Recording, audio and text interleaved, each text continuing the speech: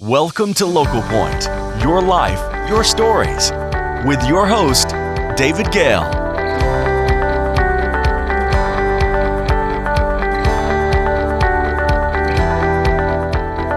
Hello and welcome to Local Point. I'm your host, David Gale.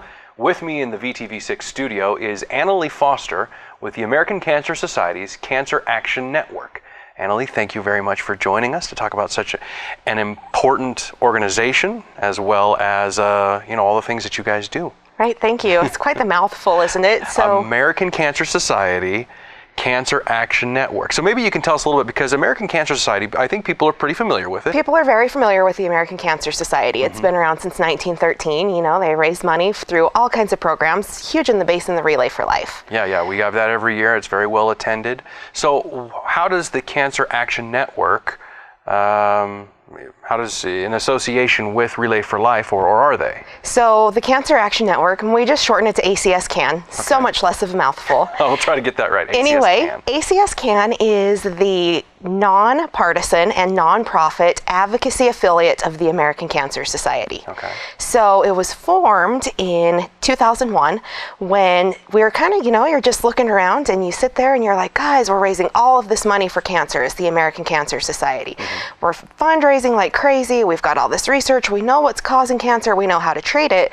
But then you look around and you're like, okay, but there's all these laws that are still needing to be passed that help prevent this. Oh, okay. So, for instance, do you remember, I'm going to age us both, do you remember being able to walk into a restaurant and have the waitress say, would you like smoking or non-smoking? Exactly. Right? And you're like, well, non-smoking is right there, smoking is right here. I mean, isn't this kind of like having a peeing section in a pool? There's no difference, So the American Cancer Society, Cancer Action Network, they've gone through and they're like, God, there needs to be non-smoking areas, like whole areas. And, tobacco causes cancer, and this causes cancer, and that does, and we just need to get rid of that.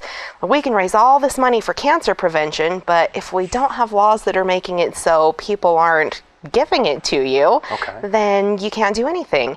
So with the help of ACS CAN, they have led 35 states, including Washington, D.C. and Puerto Rico, to become completely smoke-free in indoor spaces and public spaces.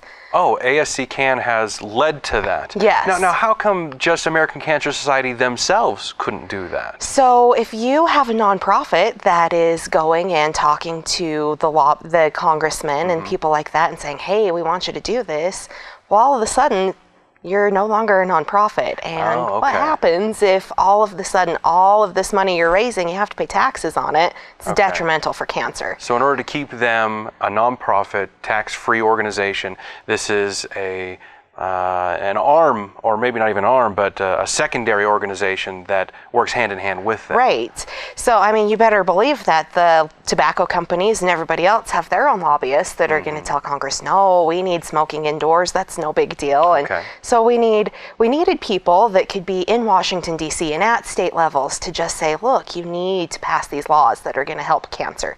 You need to make it so it's harder for people to get their hands on cigarettes, which they did by supporting a 62-cent increase in tax for tobacco products, and that in itself led just under 2 million children from becoming lifelong tobacco users. Wow. So ACS CAN then, they are not funded by American Cancer Society? No. How are they funded then? So they are funded through programs like the Lights of Hope, and which we'll talk about later, and through memberships. So it costs $10 a year to be a member of ACS CAN. And what that does is it helps fund the people that are going to go talk to the congressmen and everybody else that says, hey, this is going on and you need to take care of this. The other thing it does is, why do we vote? We vote for people because they tell us what they're going to do, and then we expect them to know what we want them to vote for, but they're not mind readers. Sure.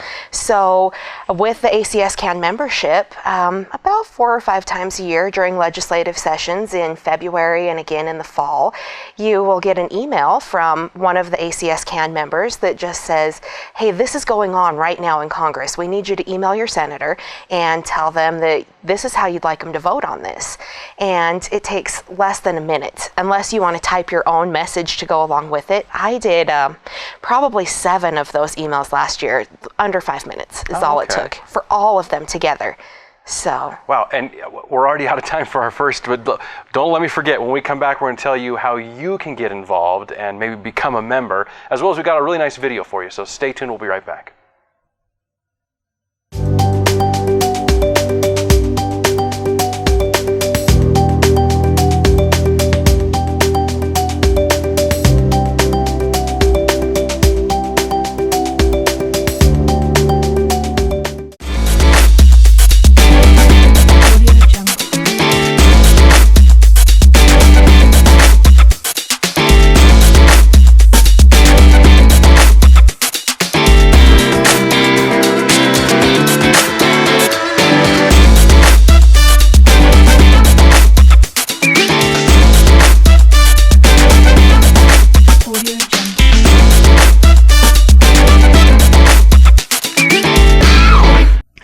Welcome back. We've got a quick video to show you that was produced by the American Cancer Society's Cancer Action Network that highlights their Lights of Hope event that happened last year in Washington, D.C. Here you go.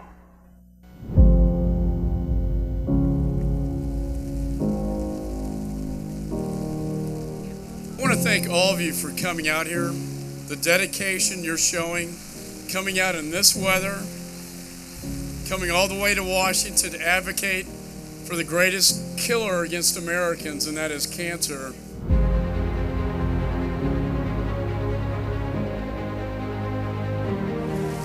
Tonight we have more than 20,000 lights of hope.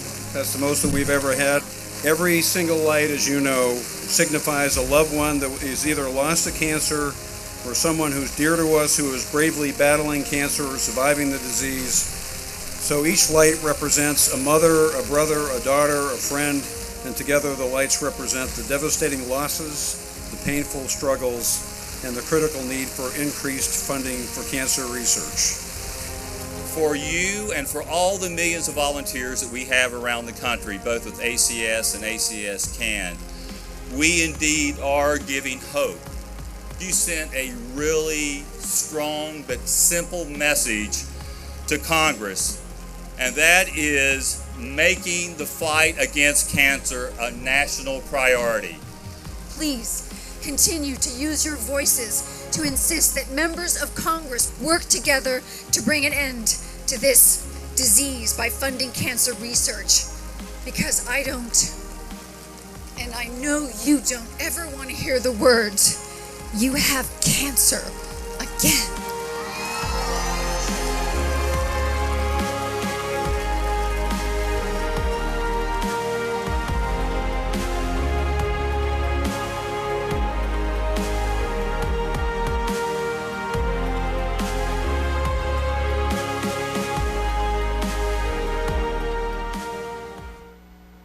Well, they sure braved some very inclement weather out there, that's for sure. Annalee, tell me, they mentioned something about a hashtag. What was it? 1 degree. 1 degree. Well, what exactly is So everybody is 1 degree from cancer. And the point of 1 degree is, you know, if you can take your story and you can make it tangible, something they can see, they can touch, they can feel, then they're more likely to vote in favor of things that affect cancer, because it's not just this big, huge pile of legal words on a page. So 1 degree is just our way to share your story, you know, because everybody's got a cancer story. Everybody does. You know, we just lost a member of our ACT team last month, or this month actually. My brother was just last night diagnosed with the same kind of brain cancer my sister had 7 years ago. So everybody has their cancer story. And so with that 1 degree, it's our goal to collect those cancer stories so we can share them when we need to with the politicians and just say, look, this is why we want you to vote for this, and here's some stories from all of these people that voted for you, your constituents, that want you to make a difference. Right, and so people who may have a cancer story that they want to share, would they do that through just social media and add that hashtag to it? So they can add the hashtag 1 degree, or probably the easiest way is to just email it to me. And my email is AnnaleeFoster@hotmail.com. So easy. So easy. And then we compile them in a database, and then we just share them as needed. And whatever you choose, if you want to use your full name, if you don't want to use certain details, it's just whatever you're comfortable with. Okay. And then again, I'd like to jump back to how the Cancer Action Network could gain more volunteers? How the viewing audience out there could get involved? So they can go to acscan.org, or again, you can just email me, because for your $10 membership right now, you get a 1-year membership, but also we'll take a Lights of Hope bag to Washington, D.C. to set up at the Capitol reflecting pool with the name of your loved one or the reason you're touched by cancer. And you saw how many, there were like 20,000 bags last year, and I would love for half of those to come from Utah. Yeah. Wouldn't that be amazing? It would be amazing. We've got about 30 seconds left. Anything else that you want to let the audience know? Well, I just really, it's a really great thing. And if you have any questions at all, acscan.org, or just email me, because I would love to talk to you about it. All right. Well, thank you very much. Obviously very passionate. We appreciate you being here. Thank you. And thank you, of course, for watching Local Point. Stay tuned with us. Right after this, we're going to have this week's community calendar. On the latest episode of Wild Air, we head to Red Fleet State Park with a group of mountain bikers as they hit some of our local trails. We invite Andy Adamson into the VTV6 studio to tell us the story of his San Juan deer hunt. Then we spend some time at the Buckskin Hills Complex for Adventure Days with the DWR. All of this on the latest episode of Wild Air, only on VTV6.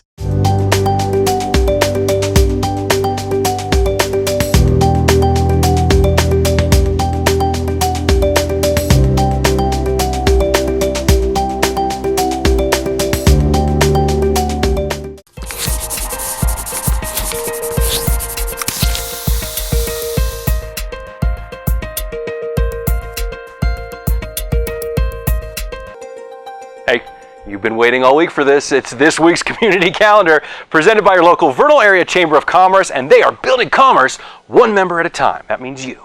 Go to vernalchamber.com to get more information about upcoming events. Hey, we're going to do something a little bit different this time. We're going to show you something that happened last week, because we had Ty Detmer at the Roosevelt Golf Course doing a meet and beat. People got to meet him. It's pretty cool. Watch the video. Well, welcome to Roosevelt Golf Course. Today we've got Heisman Trophy winner and new BYU offensive coordinator Ty Detmer here on hole number 16 at the golf course. He's here to just meet and greet fans, meet the new offensive coordinator for BYU. Well, out to support my buddy Aaron Brown, the golf pro out here at Roosevelt Golf Course, and so we're doing a little par 3 challenge with those that come out and want to join us. We've got Ty out here today because there's too many Ute fans in the basin. We've got to get some BYU fans out here. We brought Ty out here. I've known him for a while. He's been a good friend and has been kind enough to come out and just help us promote the golf course today and let some people meet him.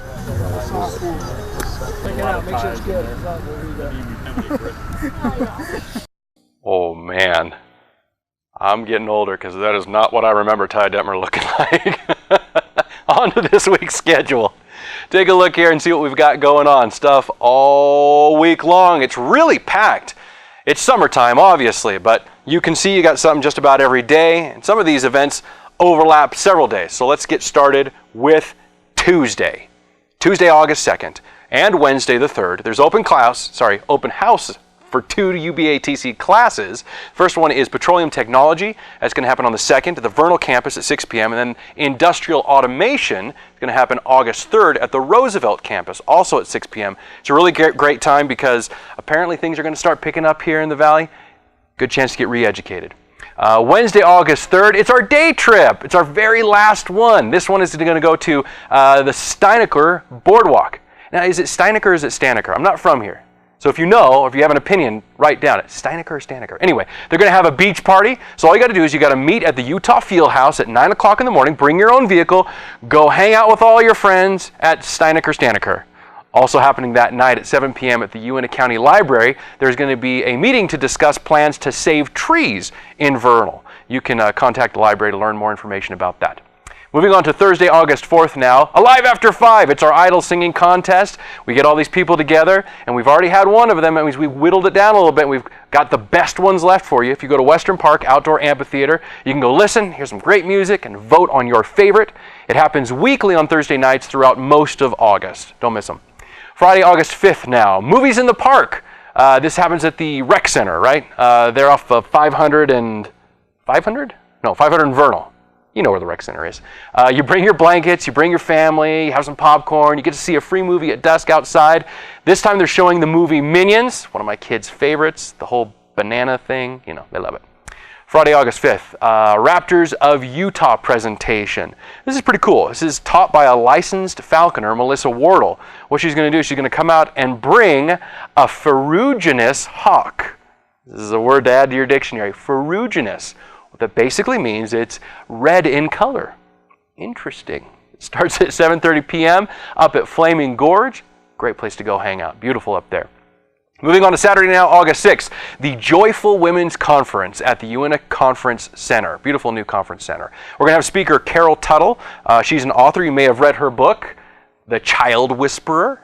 You can learn more at joyfulliving.com. Also that day at the Microtel is the GAM or GAM convention. If you're interested in like games and cosplay and anime, they're going to have vendors and video games and board games.